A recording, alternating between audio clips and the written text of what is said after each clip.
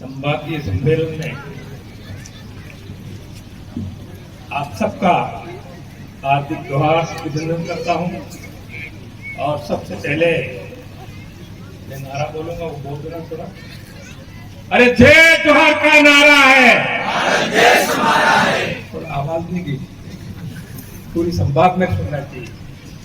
अरे जय जोहार का नारा है, भारत देश हमारा है। अरे जय जोहार का नारा है, भारत देश हमारा है।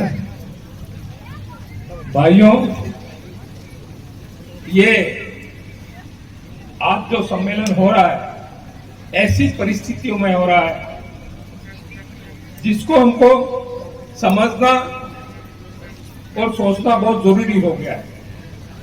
आज हालत, क्योंकि हमारे 1507 जो शहीद हुए मानगढ़ पे, हमारे गोंगा गमेती को जिंदा दफना दिया गया, दफन गए, और उनका जो बलिदान था वो बलिदान क्या इस बात के लिए दिया था, उन्होंने दफन हो गए थे कि उदयपुर पानी पिएगा? क्या इसलिए बलिदान दिए थे कि ऐसा आ जाएगा जिस राज्य के अंदर ऐसी इतनी महंगाई, इतनी बेरोजगारी, इतना लूटपाट, इतना अत्याचार, इतना अन्याय हमारे ऊपर से का ऐसा राज्य चाहते थे, उसने बलिदान दिया था। इसलिए भाइयों, मैं आपको बताना चाहता हूं कि हमारे पूर्वजों ने बलिदान दिया, वो बलिदान आदिवासी राज भिल प्रदेश के लिए दिया था, यह बात तो सही है। लेकिन हमने जो भारत आदिवासी पार्टी जो बनाई है, वो बनाई है इसलिए कि हमारे जो लोग थे वो सारे भिखमंगे बन गए थे। मैं क्या कह रहा हूं, किसके? भारतीय जनता पार्टी और कांग्रेस के अंदर जो हमारे नेता थे उनको भिखमंगे बना दिया था, उनको गुलाम बना दिया था। उस गुलामी से उनको निकालने के लिए, उन भिखमंगे से दूर करने के लिए ये भारत आदिवासी पार्टी बनाया है कि जाजम तय करेगा, आप सब मिलकर तय करेंगे। इनको जयपुर और दिल्ली दौड़ना नहीं पड़ेगा। ये बात खत्म करने के लिए, इनको रोकने के लिए किया है। इसलिए मैं कहना चाहता हूं, ये कांग्रेस और बीजेपी में जो लोग अभी भी समझ में नहीं आया है, अपने आप को एहसास कीजिए कि तुम जिस तरह से भिखमंगे और जो गुलामगिरी कर रहे हो वो छोड़ दो और आ जाओ इस जाजम पे। यहाँ पे जो जाजम तय करेगा वो बात तुमको माननी पड़ेगी।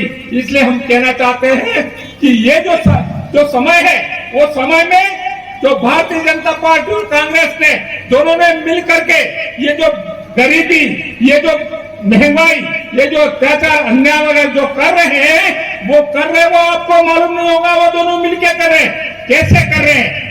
हम आज तक मानते नहीं थे कि कांग्रेस और बीजेपी एक है, लेकिन आपने देखा होगा डूंगरपुर जिले के अंदर आपने जो बीजेपी के कांग्रेस के जो बने थे, उन दोनों ने हमारे जो सिलेक्शन प्रणाली से जो आदिवासी ने तय किया, जाजम पे तय किया, वो 13 सदस्य से जिला परिषद के, और कांग्रेस के 6 थे और बीजेपी के 8 थे। वो दोनों ने मिलकर के जिला प्रमुख बना दिया।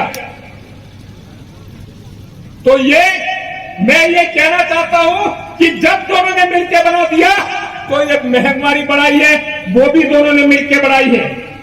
ये जो हमारी हालत बिगाड़ी है वो उसमें भी उन दोनों का हाथ है। हमको जिस तरह से प्रेशर किया, हमको जो खत्म करने का प्रयास कर रहे हैं आदिवासियों को, ये खत्म करने का काम दोनों मिलकर कर रहे हैं। इसलिए आपको समझना चाहिए कि भारत आदिवासी पार्टी है, उसके साथ जुड़ जाइए।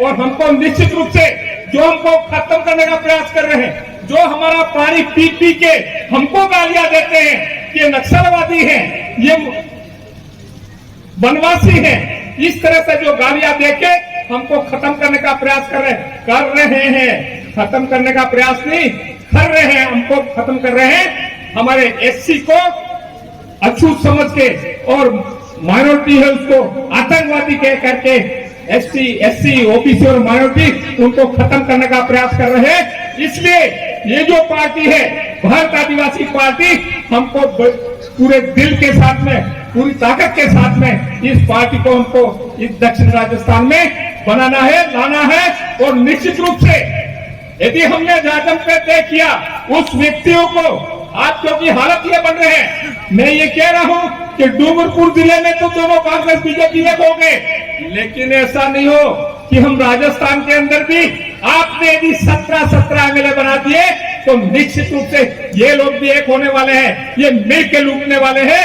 इसलिए मैं कहना चाहता हूं आपको सतर्क हो जाइए, आने वाला समय है, हमें भील प्रदेश बनाना है, हमको एक नए राज्य की स्थापना करनी है, तो निश्चित रूप से हम सबको मिल करके हम जो तय करेंगे उस आदमी को जिताना है। इसलिए हम चाहते हैं कि ये जो तादाद दिख रही है ये सरुंदर जिले की, ये आपने जो ठीक है अभी हमारे पास में निशान वगैरह नहीं आ पाया है, लेकिन आ जाएगा, आज नहीं तो कल आएगा।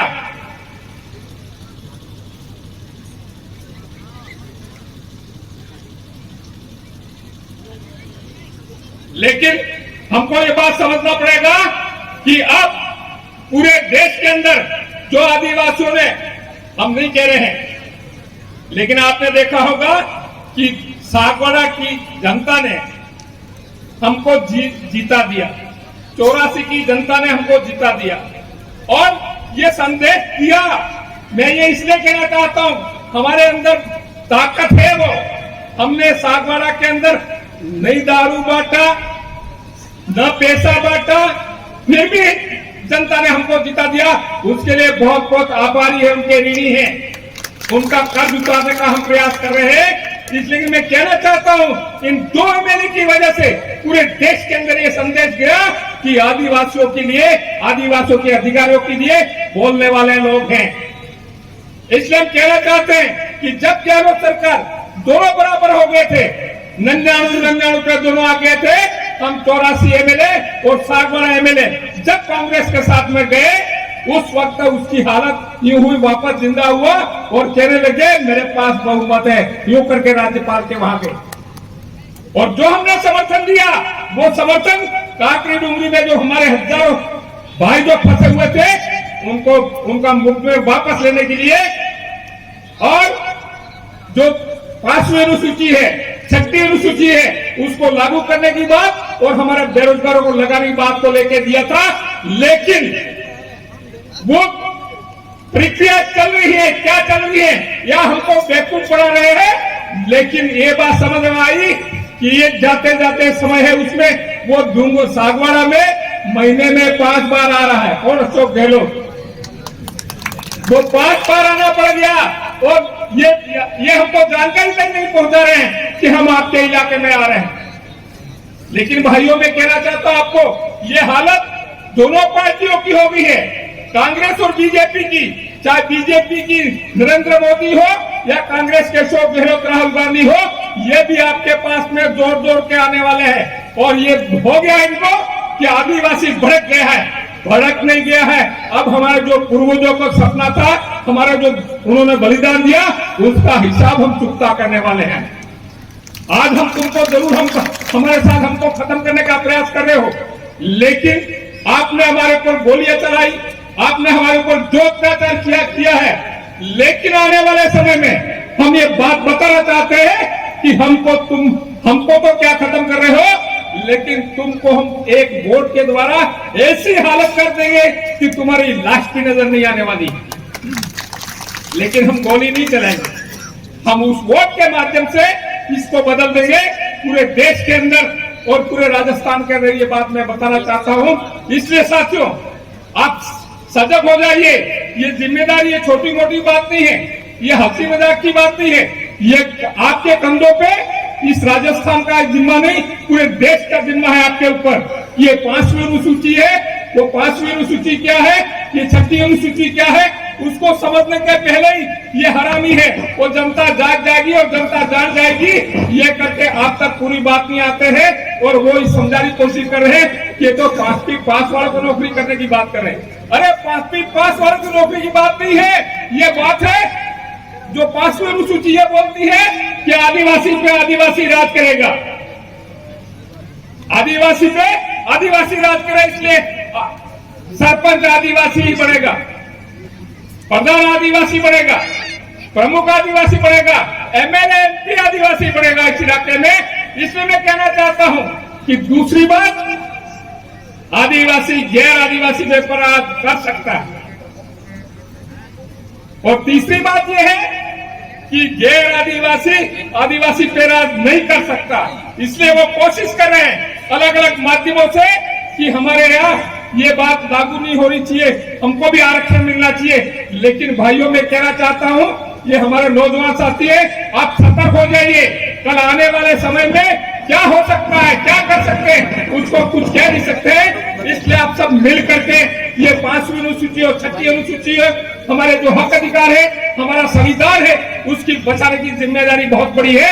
इसलिए भारत आदिवासी पार्टी है, ये हमारे देश में जो संविधान है, उस संविधान को हम बचाना चाहते हैं। और ये बचाने के लिए हम ये आपको दावा करते हैं कि हमारी जो जान है वो हथेली में लेके घूम रहे हैं। आप चिंता मत करो, आप चिंता मत करो हमारे नौजवान साथियों कि हमारे साथ में क्या संकट आने वाला है। जो संकट आएगा देखेंगे, क्योंकि घोगा गमेती ने जिंदा दफन हो गए। हमारे लिए हमको सुविधा मिलेगा, हमको पानी मिलेगा, ऐसा समझते।